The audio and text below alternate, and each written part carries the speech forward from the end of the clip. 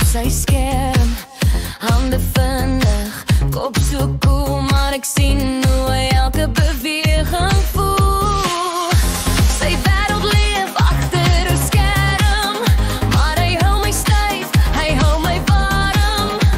Hy speel vir eer, nie vir roem, maar ek sien hoe hy wen elke kamer.